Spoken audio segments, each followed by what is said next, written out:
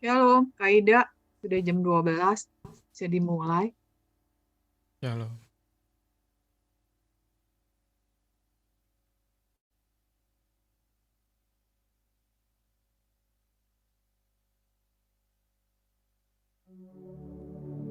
Halo, Shalom, Iren. Silakan. ya. Halo. Sebelum mulai ibadah siang ini, mari kita bersatu dalam doa. Bapa di surga, Bapa yang baik, terima kasih Bapak atas perkataan yang sempurna dalam hidup kami Bapak. Terima kasih Tuhan untuk kesehatan kami. Yes. Terima kasih Bapak untuk saluran internet yang kami pakai di tempat kami masing-masing. Kiranya saluran internet kami masing-masing dapat berjalan dengan baik sepanjang ibadah ini untuk memuliakan nama-Mu dan juga dapat Amin. mengerti dan firman yang akan dibagikan bagian nanti.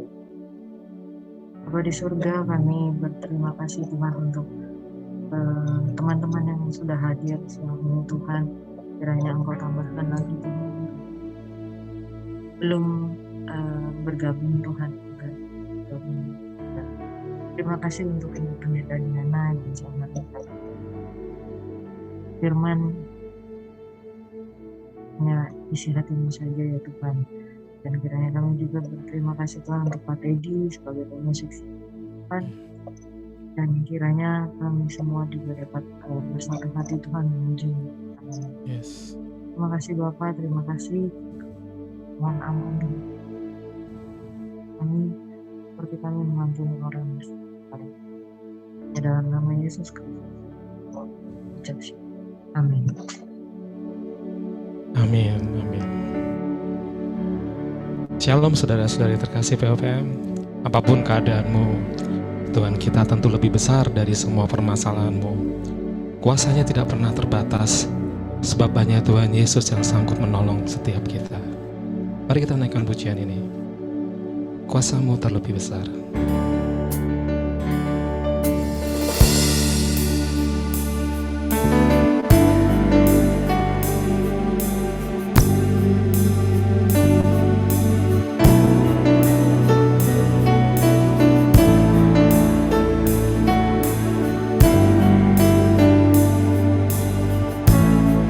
Kuasamu terlebih besar, Tuhanku terlebih besar.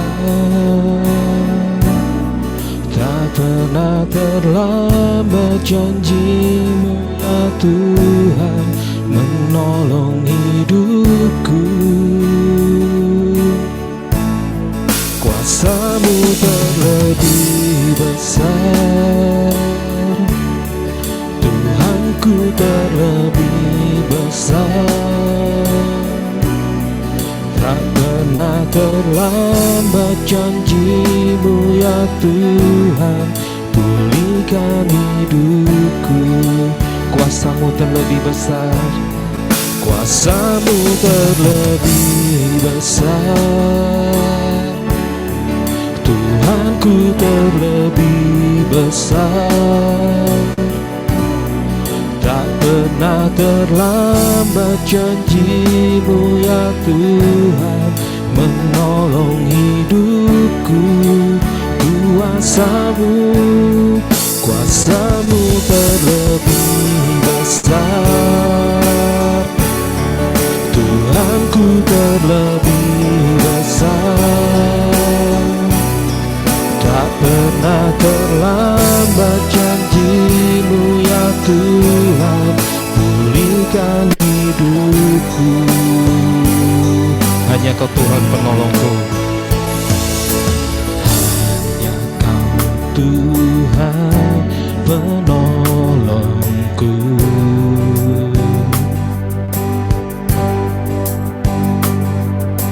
Yang selalu setia bersamaku.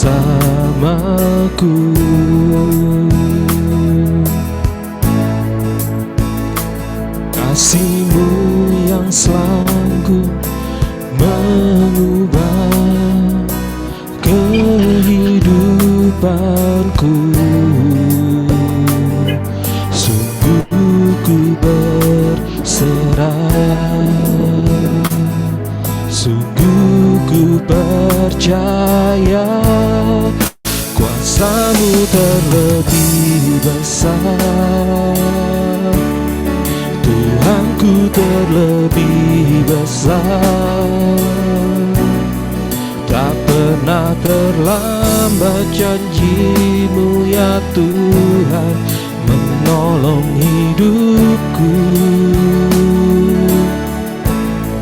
Kuasa-Mu terlebih besar. Tuhanku terlebih besar.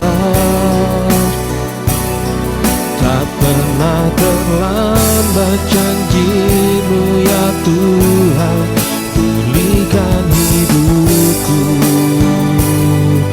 Hanya Kau Tuhan penolong hidup setiap kami. Hanya Kau Tuhan penolongku.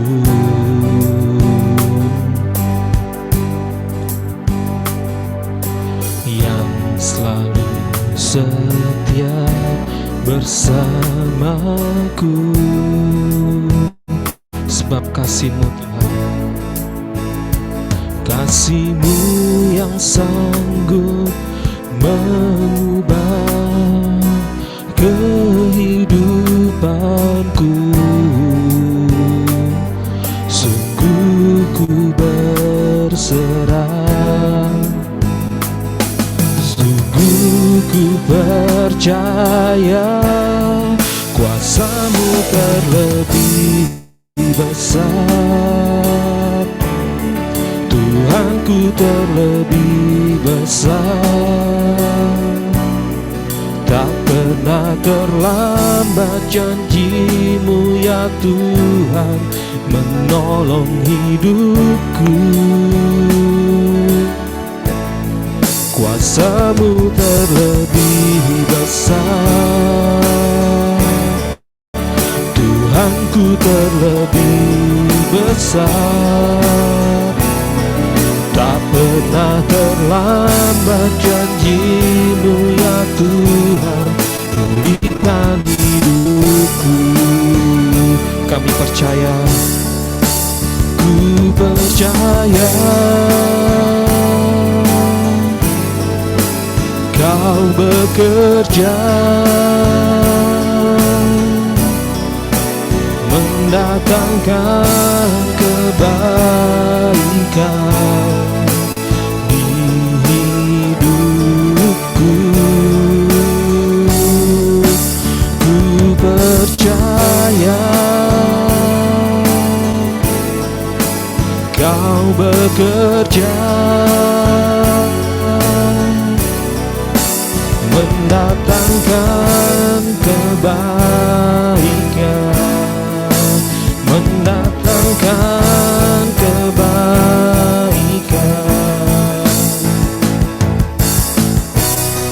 Kuasa-Mu terlebih besar. Tuhanku terlebih besar. Tak pernah terlambat janji-Mu ya Tuhan menolong hidupku. Kuasa-Mu, kuasa-Mu terlebih besar. Tuhanku terlebih besar. Tak pernah terlambat janji-Mu ya Tuhan, pulihkan hidupku. Tak pernah terlambat, tak pernah terlambat janji-Mu ya Tuhan, pulihkan hidupku. Sungguh tak pernah terlambat Engkau Tuhan. Tak pernah terlambat janji-Mu ya Tuhan, pulihkan hidupku.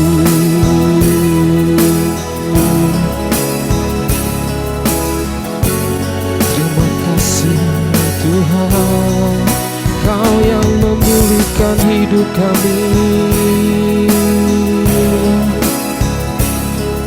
apapun yang kau alami saat ini, percaya Tuhan Yesus sanggup menguatkan. Kau yang memampukan, Kau yang memberi kekuatan, Engkaulah harapan dalam setiap pergumulan kami. Kami bersyukur Tuhan. Terima kasih Yesus. Sebab itu kami mau berdoa Tuhan. Terima kasih Yesus, Kau segalanya. Berseru memanggil namanya, berdoa Dia akan segera menghampiri dirimu. Percaya Yesus tak jauh darimu, Dia hanya sejauh doa. Berseru, berseru memanggil namanya, berdoa Dia akan segera menghampiri dirimu. Percaya Yesus tak jauh darimu, Dia hanya sejauh doa. Berseru memanggil namanya, berdoa Dia akan segera menghampiri dirimu. Percaya Yesus tak jauh darimu, Dia hanya sejauh doa. Sekali lagi berseru, berseru memanggil namanya, berdoa Dia akan segera menghampiri dirimu. Percaya Yesus tak jauh darimu, Dia hanya sejauh doa.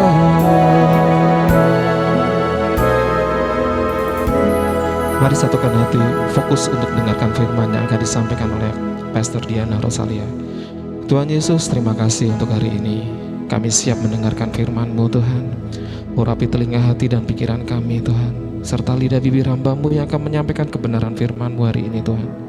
Sehingga apa yang akan kami dengar hari ini akan memberkati setiap kami yang hadir, dan hidup kami menjadi dampak bagi orang di sekitar kami.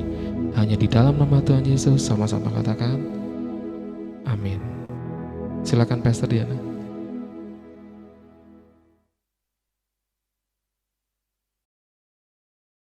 Ya, shalom teman-teman yang dikasihi Tuhan. Luar biasa. Puji nama Tuhan. Ya, saudara yang dikasihi Tuhan, apakah suara saya bisa kedengaran jelas? Jelas, Bu Diana. Amin. Ya, kalau mungkin nanti agak putus-putus, berarti saya izin tutup video ya. Tapi kalau jelas, puji Tuhan, saya bisa buka video. Saudara yang dikasihi Tuhan, tadi saya sudah nitip beberapa ayat sama Ibu Idalina.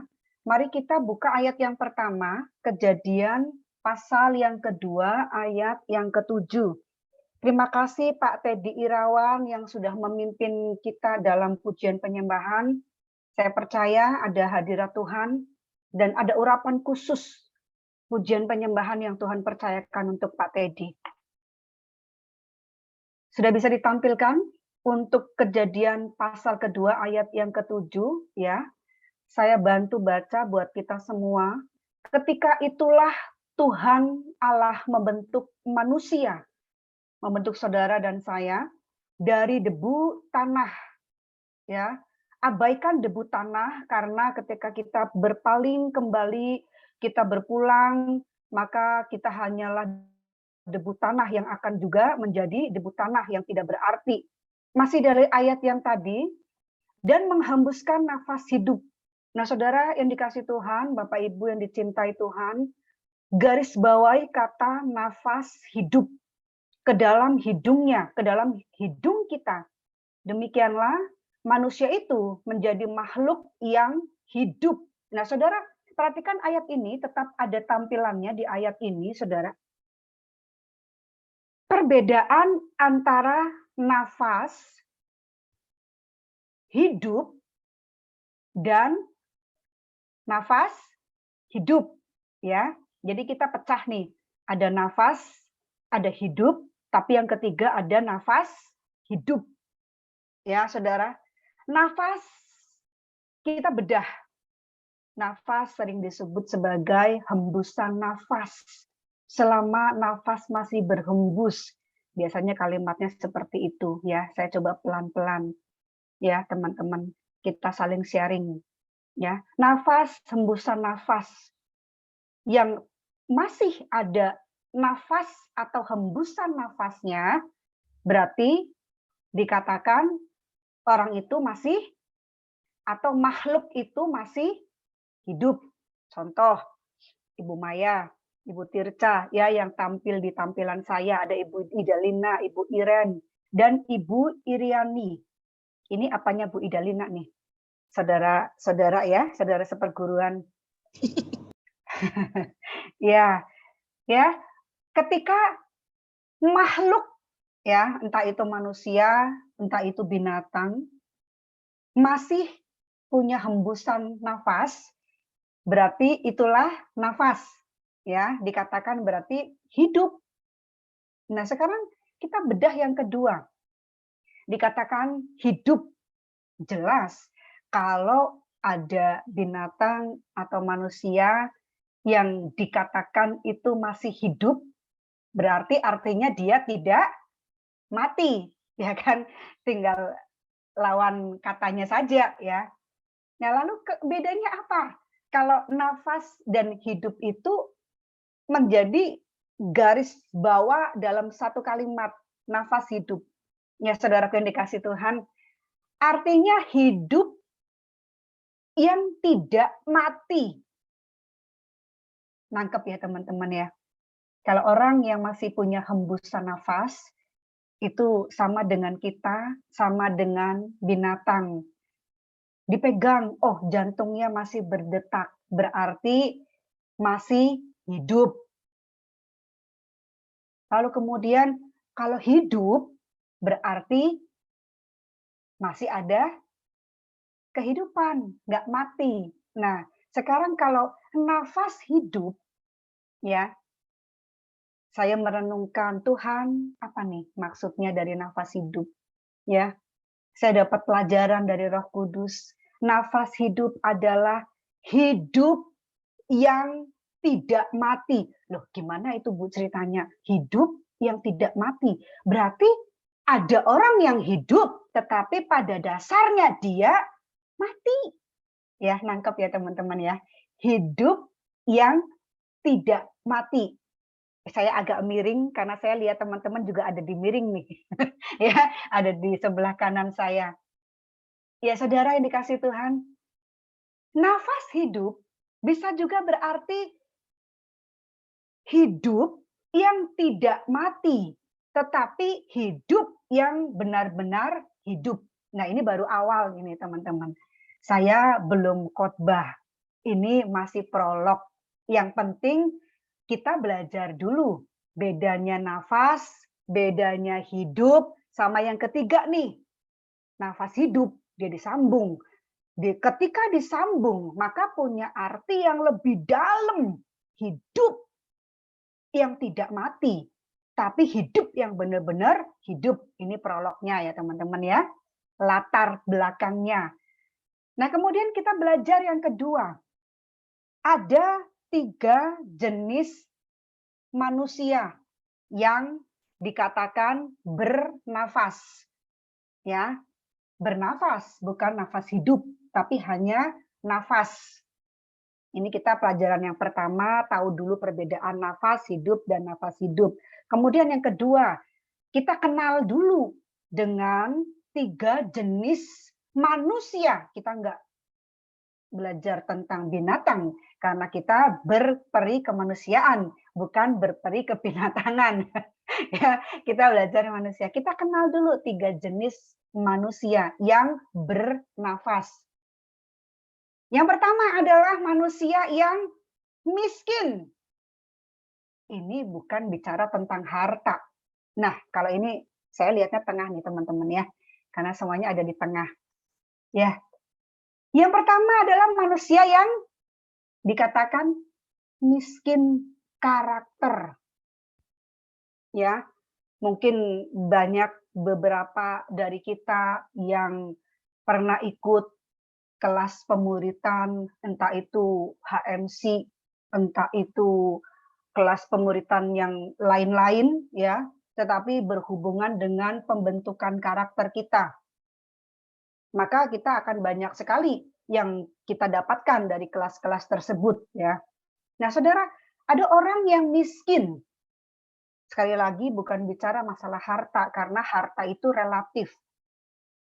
Miskin karakter. Miskin kepribadiannya. Ya, saya pernah kenal dan ketemu dan sampai hari ini masih ada orangnya, masih hidup. Izin saya tidak sampaikan namanya ya untuk sebuah kesopanan etika. Nah, saudara, orang ini mindernya bukan main kalau ketemu orang. Dia itu nggak bisa ketemu orang lebih dari 1. Bahkan kalau 1 orang pun dia udah apa tuh orang bilang demam panggung. Dia lebih enjoy dengan dirinya dia, dengan hidupnya dia. Dia di rumah, kemudian di rumah pun karena di rumah ada saudaranya, ada keluarganya, maka dia nggak nyaman. Bahkan sama keluarganya pun dia nggak nyaman. Dia lebih suka pegang handphone, masuk kamar, dunia dia adalah dunia handphone dan dirinya. Baru dia bisa menjalani hidupnya. Tapi ketika dia sudah mulai keluar dari kamar dan berinteraksi dengan keluarga, dia udah rasa nggak nyaman. Aku nggak nyaman, ya nggak nyaman. Apalagi kalau pada saat dia harus keluar, ya keluar dari rumah, ketemu tetangga, ketemu orang-orang yang di luar sana, dibawa pergi ke restoran, dibawa pergi ke gereja, persekutuan, dia nggak bisa berinteraksi. Dia miskin komunikasi, ya. Dia miskin komunikasi, dia miskin interaksi, dia miskin jati dirinya. Maka waktu dia ketemu sama orang banyak, dia udah mulai bingung, pengen cepet-cepet pulang, nggak bisa. Tapi karena dia diajak oleh keluarganya, harus ketemu banyak orang, akhirnya kalau keluarganya belum selesai acara, ya dia nggak bisa pulang sendiri. Ya, mau nggak mau dia tetap harus ngikutin acara. Tapi tahu nggak teman-teman, yang dilakukan adalah hanya pegang handphone. Apa yang dilakukan di kamar, dia lakukan di depan umum. Ya, yang biasa dia kalau di kamar pegang handphone, itu buka TikTok, lihat story TikTok, lihat story Instagram, lalu kemudian dia baca-baca majalah atau baca-baca situs-situs, ya, kemudian baca-baca komik. Yang dia lakukan di kamar setiap hari, dia lakukan itu di luar. Kenapa? Karena ini jenis manusia yang pertama. Jenis manusia yang miskin kepribadian. Dia miskin komunikasi. Dia miskin interaksi dengan orang lain. Dia tidak bisa menempatkan dirinya di depan publik. Dan dia nggak ngerti batasan-batasannya. Yang dia tahu hanya antara dia dengan handphonenya. Dia dengan dunianya. Karena dia memang terbiasa nyaman dengan dirinya. Ini jenis orang yang pertama. Manusia yang pertama, manusia yang miskin. Miskin komunikasi, miskin integritas, miskin kepribadian, ya. Kemudian yang kedua, kita masih belajar tentang 3 jenis manusia dulu. Yang kedua adalah manusia yang sakit. Mungkin dia bisa bersosialisasi dengan banyak orang. Ya, bahkan mungkin lebih luwes cara ngomongnya dengan banyak orang, ya. Mana nih, saya nggak lihat Ibu Sulis. Ibu Sulis belum masuk kah? Ya, mungkin lebih luwes dari Ibu Sulis, lebih luwes dari Ibu Idalina, lebih luwes dari Ibu Maya. Kalau ngomong ketemu orang, Ibu Maya ngomong 10 kalimat, ini orang mungkin ngomongnya udah 20 kalimat ya. Luwes banget gitu. Tapi dia pada dasarnya, dia masuk kategori jenis manusia yang sakit. Sakit jiwanya. Sakit mentalnya. Ya. Sakit kepribadiannya. Kenapa bisa bilang begitu? Karena ketika orang ini ngobrol 20 kata sama orang, ngobrol 20 kalimat sama orang, entah di lingkungan kantor, entah di lingkungan dia tempat pelayanan gereja atau persekutuan, entah di ruang PKK, Dawis ya, RT-an, tetangga, di lingkungan tempat tinggal. Dia sakit mentalnya, jiwanya. Maka waktu dia lagi ngomong, kata-katanya itu kata-kata yang menyakitkan. Kata-kata penuh kesombongan. Kata-kata yang menjatuhkan orang. Ini orang-orang yang jenis orang sok minter, ya. Udah sok, bukan sok pinter lagi, tapi sok keminter. Kamu nih ya, kamu bisa kerja nggak? Kerjanya kayak aku nih. Aku dikasih kerjaan numpuk. Kamu ngerjain selama ini sebulan belum kelar-kelar. Nih lihat nih, aku nih 2 minggu udah kelar. Waduh, ya. Kamu nih memang nggak bisa kerja. Waduh, pokoknya dia sok minter. Nih yang bener tuh harusnya begini, gini, ini. Pokoknya setiap kali dia ngomong, luas sih, kalimatnya luas, kata-katanya sih luas. Ya, tapi akhirnya mengeluarkan kata-kata yang tidak semestinya. Kenapa?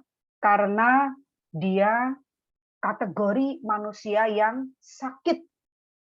Bukan bicara tentang sakit secara penyakit atau kelemahan tubuh, tapi lebih ke jiwanya sakit, mentalnya sakit, kepribadiannya sakit. Kemudian yang ketiga adalah manusia yang dikatakan sehat. Dia nggak miskin secara kejiwaan, dia nggak miskin secara mental, integritas, dia juga nggak sakit, tetapi dia sehat, pribadinya sehat, mentalnya sehat, jiwanya sehat, kerohaniannya sehat.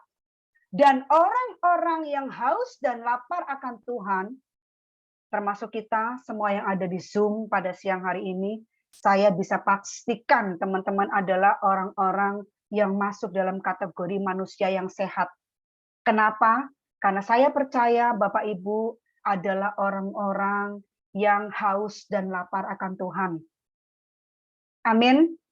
Nah, saudara yang dikasih Tuhan, orang-orang yang haus dan lapar akan Tuhan, otomatis dia sehat.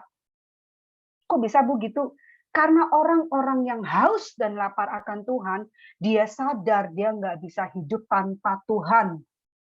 Dia sadar dia bukan Tuhan, dia sadar dia bukan pencipta, dia sadar dirinya hanya ciptaan, butuh sang penjunan agung, butuh kaisar agung, butuh raja di atas segala raja, pencipta alam semesta.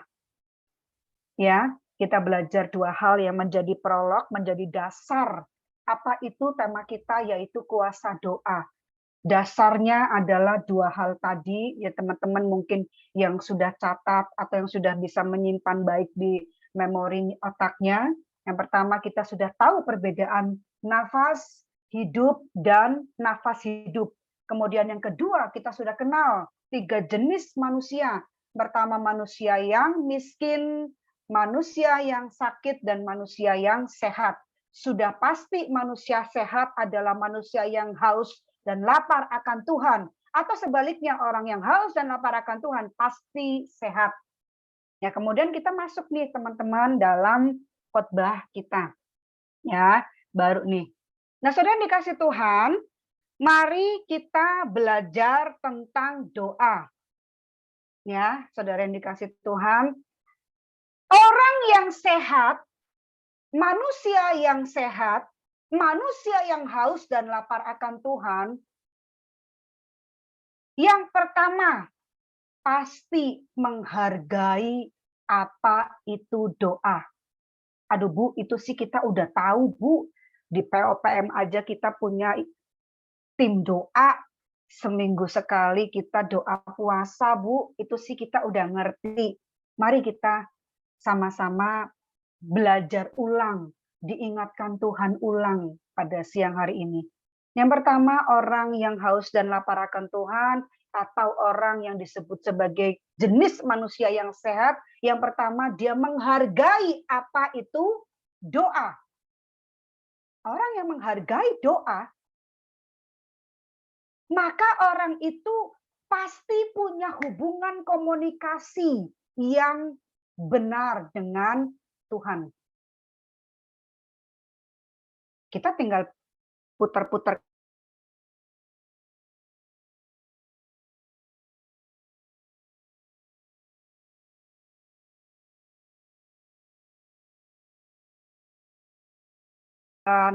atau di acara-acara doa semalam suntuk, ya, doa puasa 3 hari. Teman-teman, apakah sinyal saya masih bagus? Masih oke? Karena tadi ada kalimat your signal apa itu? Ya. Sekarang Bu, ya. Ya, oke. Ya, teman-teman, biasanya acara-acara doa itu ya, kalau acara-acara party, KKR, misalnya kita panggil hamba Tuhan dari luar negeri, ya, yang terkenal, itu datangnya banyak biasanya rame-rame. Tapi ketika ada acara doa, ya, itu mulai melempem biasanya. Yang datang bisa dihitung. Apalagi kalau, ayo kita bulan ini mengadakan doa puasa 3 hari 3 malam, nggak minum, nggak makan. Ya, tim doanya aja ya, inti tim doa 10 orang aja nih, kayaknya yang daftar 3 orang atau 2 orang. Yang 7 langsung tiba-tiba mendadak menjadi pintar. Pintar apa? Pintar cari alasan. Untuk, aduh, gue nggak bisa nih. Gue soalnya harus nemenin suami gue ngurusin ini. Ya, aduh, gue nggak bisa nih. Anak gue lagi banyak PR. Ya, yang tim doa aja bisa banyak alasan, apalagi yang jemaat yang lainnya. Nah, saudara dikasih Tuhan, orang yang menghargai doa itu apa? Pasti dia punya komunikasi yang benar dengan Tuhan. Amin. Orang yang punya komunikasi benar dengan Tuhan, pasti orang ini dia menghargai doa. Pada saat dia berdoa, dia tahu, aku sedang doa peperangan di alam roh. Memang secara fisik aku hanya lipat tangan. Memang secara fisik aku hanya mulutku bla bla bla bla bla bla bla. Tapi di alam roh peperangan itu terjadi. Maka dia menghargai doa. Maka dia menghargai orang yang berdoa. Maka dia juga ikut berdoa. Maka dia juga memiliki kegiatan, ketekunan, aktivitas selalu berdoa. Nggak kenal pagi, nggak kenal siang, nggak kenal sore, nggak kenal malam, nggak kenal tengah malam, maksud saya. Lagi tidur pun dia bisa tiba-tiba bangun, ya. Keluarganya masih tidur. Dia bangun tiba-tiba di tengah malam hanya untuk kangen sama Tuhan. Aku kangen Tuhan sama Engkau. Aku pengen ngobrol Tuhan sama Engkau. Aku pengen doa Tuhan sama Engkau. Karena dia menghargai doa itu apa. Kemudian yang kedua, teman-teman. Orang yang sehat, Dia tahu arti dari doa itu. Ya, kalau dilempar ke Flur, ayo, doa itu artinya apa? Ada yang tunjuk jari. Iya, aku tahu Bu. Apa? Doa adalah nafas hidup orang percaya. Ya, itu biasanya jawaban yang umum, yang orang banyak. Ya, apalagi doa. Doa itu komunikasi dua arah antara saya dengan Tuhan, Bu. Ya, betul. Ya, nggak ada yang salah, semuanya benar, gitu ya. Biasanya kan orang bilang begitu. Nah, doa itu kalau kita tahu arti dari doa, ya semuanya tadi yang saya bilang itu nggak ada yang salah, semuanya benar. Doa itu besar kuasanya. Amin, teman-teman ya. Doa itu powerful. Ya. Doa itu pegang peranan penting dalam hidup kita. Maka kita rugi kalau kita tidak punya gaya hidup yang berdoa. Bu, kata siapa, Bu? Rugi itu kalau kita nggak kerja, Bu. Ya, ada orang yang logikanya mainnya luar biasa. Ibu doa terus, doa terus, doa terus. Coba Ibu, dari pagi ketemu malam, ketemu pagi, Ibu keluar kamar cuma buat ke kamar mandi sama buat makan. Lalu habis itu Ibu masuk lagi ke kamar, Ibu doa lagi, Bu. Emang bisa tuh uang jatuh dari langit? Nah, ada tuh, saya pernah ketemu orang yang ngomongnya begitu. Ya, kasih aja tuh kalau ketemu sama orang yang model begitu, teman-teman, memang betul, ora et labora, berdoa dan berusaha. Tapi kita mesti bukain tuh, ya, kebenaran firman Tuhan, Alkitabnya kita buka, kita minta orang itu baca sendiri. Berkat Tuhanlah yang menjadikan kaya, susah payah tidak menambahinya. Bahkan ketika orang itu lagi tidur pun Tuhan sanggup perintahkan berkat. Karena Tuhan memberkati orang yang dikenamnya. Suruh baca tuh orang itu. Jangan kita yang baca. Kita bukain aja biar dia yang suruh baca sendiri. Ya, aduh nggak bisa Bu. Itu kan dongeng. Itu kan cuma tulisan yang terpampang di Alkitab. Tapi realistis aja Bu. Kita hidup di tahun 2022. Nggak ada duit. Nggak bisa kemana-mana. Engkau sedang meremehkan puasa doa. Kalau ada orang yang seperti itu, tapi saya percaya di sini nggak ada nih. Ini berapa jumlahnya yang sekarang hadir? Nggak ada. Orang POPM saya tahu, kalian magnyos dalam berdoa. Kalian top markotop dalam berdoa. Kita tahu apa arti doa itu. Doa itu powerful. Doa itu besar kuasanya. Apalagi kita orang-orang yang sehat, orang-orang yang benar, orang-orang yang haus dan lapar akan Tuhan. Kita doa, satu kali doa, cespleng, langsung jadi. Tapi Bu, ada beberapa pokok doa yang udah didoakan berkali-kali nih Bu, masih belum dijawab. Tetap percaya, doa itu powerful. Maka kepercayaan kita yang mengatakan doa itu powerful dalam jiwa kita, dalam roh kita. Jadi, hanya tunggu waktu. Ya, masalah itu hanya tunggu waktu. Kenapa? Apapun masalah rintangan yang kita hadapi sekarang, mau tahun 2022, mau tahun 2023 yang katanya udah mulai dibilang dari Kementerian Keuangan lah, dari inilah, dari itulah, yang katanya resesi, yang katanya inflasi, yang katanya apa.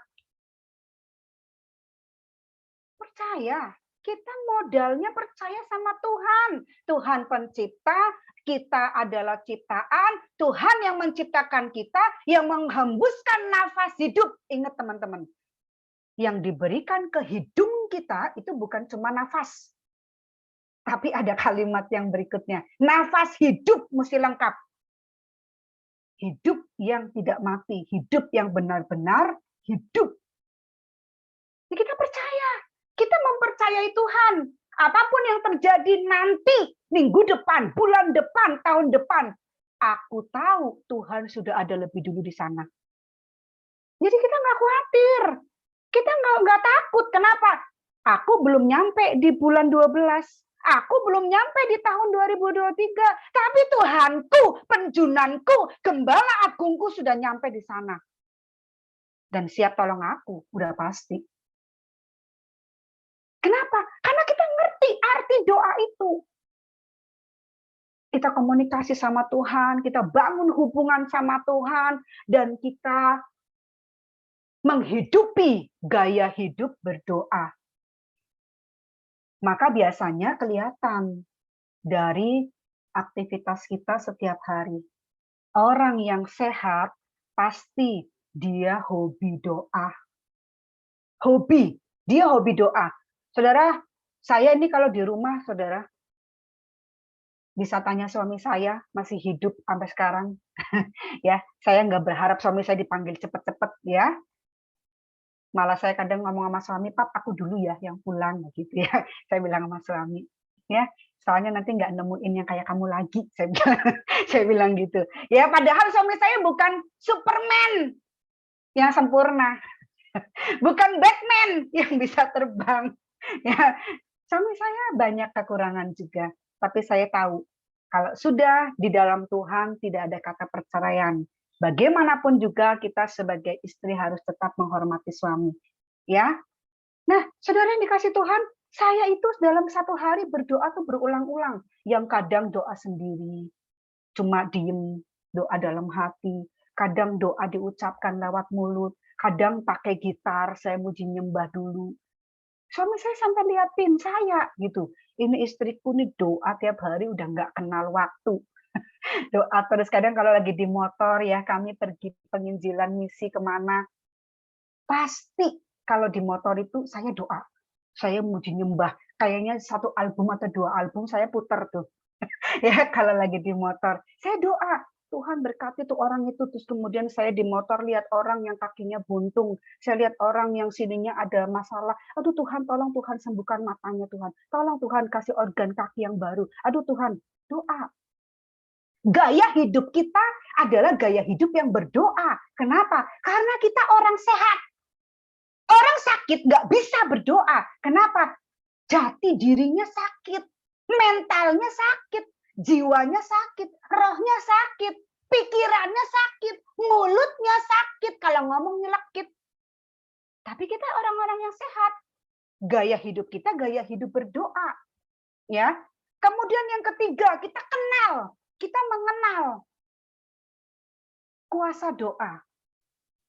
Kalau doa itu adalah sosok pribadi, maka kita kenal sama pribadinya.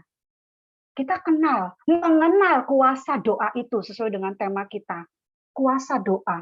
Kita kenal, kita mengenal kuasa dari doa itu. Apa itu kuasa doa? Udah pasti. Di dalamnya ada mujizat, di dalamnya ada jawaban, di dalamnya ada jalan keluar, di dalam doa ada solusi, di dalam doa ada hal supranatural yang bahkan belum kita pikirkan, belum kita dengar, belum kita bayangkan, belum timbul dalam hati kita. Mujizat muncul tiba-tiba di depan kita. Di dalam doa, di dalam kuasa doa, itu ada kekuatan yang luar biasa. Boleh ditampilkan Ibu Idalina, silakan yang host, yang gambar orang lagi berdoa. Ya.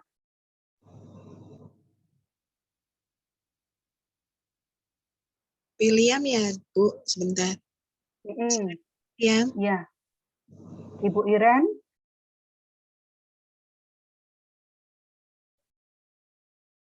Yang itu gambar. Nah, itu teman-teman bisa lihat ya. Nah, kelihatannya hanya seperti itu. Rambut dicepol, pakai kaos, sweater, pakai rok biasa, tangannya dilipat. Yang terlihat mata. Ada pantulan cermin di situ, teman-teman. Apa yang terjadi di alam roh ketika kita berdoa?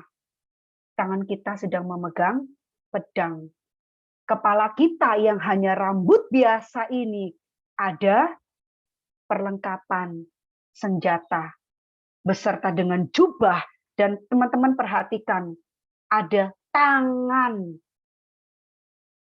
yang memegang pundak kita. Ini hanya gambaran untuk membuka pengenalan kita akan kuasa doa itu. Ya, teman-teman, pasti saya percaya gambar-gambar yang seperti ini teman-teman mungkin bisa dapatkan di Google. Saya juga ketemu ini di Google. Saya cari di Google. Ya, teman-teman, inilah kuasa dari doa itu. Kenapa orang nggak bisa berdoa? Kenapa orang malas berdoa? Kenapa banyak orang meremehkan berdoa? Karena dia nggak ngerti arti doa itu yang pertama. Karena dia nggak tahu efek dari doa itu. Dan yang ketiga, dia nggak kenal sama kuasa doa itu. Tapi karena kita sudah ngerti, sudah paham, ngerti tentang dasarnya, tentang nafas hidup itu, hidup yang benar-benar hidup, hidup yang nggak mati. Dan kita adalah manusia yang sehat, maka kita punya gaya hidup berdoa.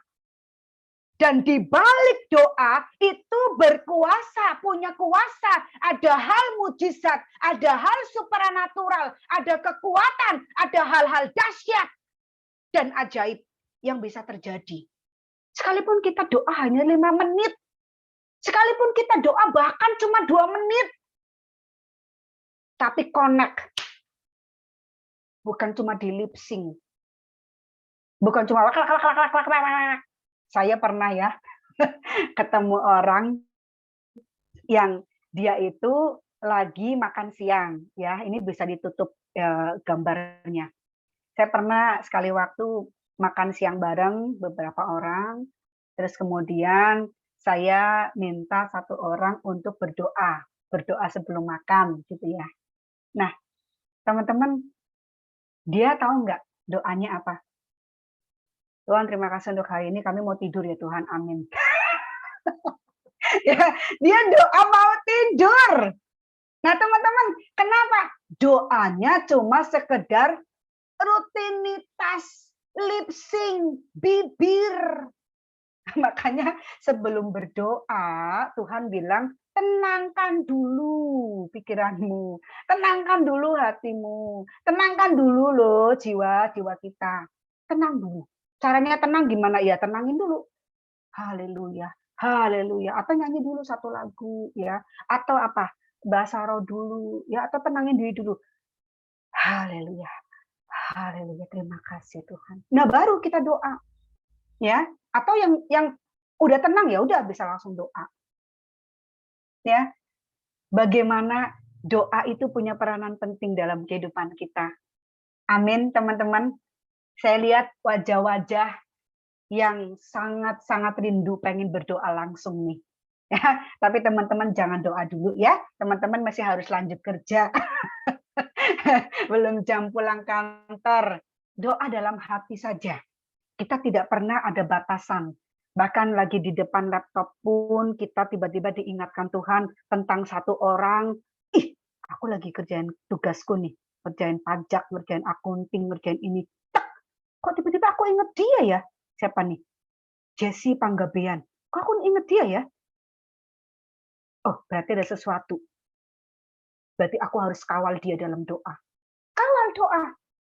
Tuhan, aku berdoa untuk Jesse. Walaupun doanya dalam hati. Tapi ada powerful kekuatan doa itu. Kita masuk ke dalam gaya hidup kita berdoa. Amin ya teman-teman ya. Karena itu kita sedang berperang di alam roh, di alam supranatural yang orang nggak lihat, tapi setan tahu, setan lihat. Dan setan takut sama orang yang punya gaya hidup berdoa. Amin. Nah, saudara, ada dua ayat terakhir yang saya rindu kita semuanya boleh tahu ayat ini. Ini ayat udah familiar. Tapi saya percaya Tuhan ingatkan kita siang hari ini, pasti Tuhan punya maksud dan tujuan. Bisa Yeremia 29 ayat yang ke-12. Ya, saya bantu bacakan buat kita semua. Dan apabila saya, Diana Rosalia, dan teman-teman POPM berseru dan datang untuk berdoa kepada Tuhan, maka ini janji Tuhan. Sekali-kali Tuhan tidak pernah menelantarkan atau menutup telinganya buat kita. Katakan amin. Tapi Tuhan mendengar doa kita. Kemudian ayat yang berikutnya, Matius 21 ayat yang ke-22.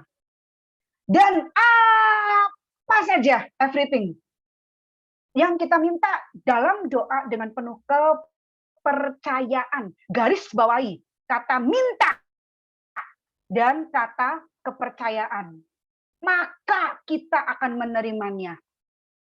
Ya teman-teman, sekali waktu saya pelayanan di Nusa Kambangan. Di Nusa Kambangan itu ada beberapa lapas, ya. Ada lapas Permisan, lapas besi, lapas batu, lapas kembang kuning, lapas narkotik, dan lapas-lapas yang lain. Nah, suatu ketika saya berdua sama suami, kami berangkat ke Nusa Kambangan ke lapas Permisan, ya. Pada saat dibuka ruang kesaksian, itu ada salah satu orang India. Dia berdoa seperti ini. Jadi ternyata beberapa kucing liar di lapas itu, di Nusa Kambangan itu ada juga ya. Saya juga nggak ngerti tuh kucingnya dari mana asalnya. Karena kan kita aja dari Purwokerto mau ke situ aja harus nyebrang kan. Apakah kucingnya naik ke perahu atau apa, saya nggak ngerti tuh. Tapi di situ banyak kucing liarnya juga. Nah, ada salah satu anak kucing itu matanya sakit. Saya lupa saya. Apa satu mata atau dua-dua mata, saya lupa. Matanya sakit, hampir-hampir nggak bisa lihat. Jadi kucing itu jalannya aja sampai ini ya, sempoyongan karena matanya susah untuk lihatnya gitu, nabrak-nabrak.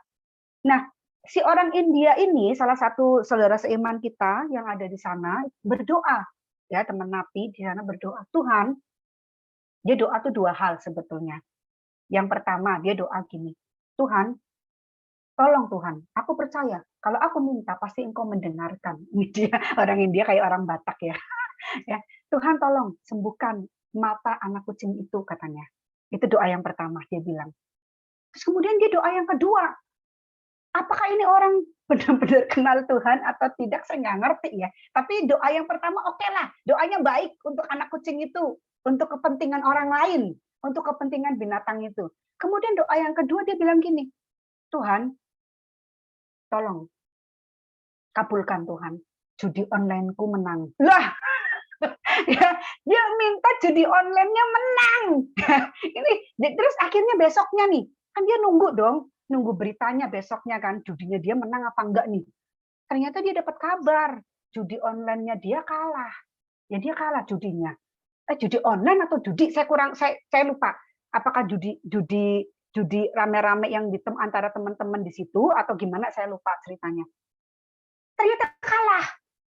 Tapi waktu dia lihat anak kucing itu tiba-tiba matanya sembuh, dia ngomong gini, kecewaku hilang, kecewaku batal, karena ternyata Tuhan menjawab doaku, mata anak kucing itu sembuh, katanya.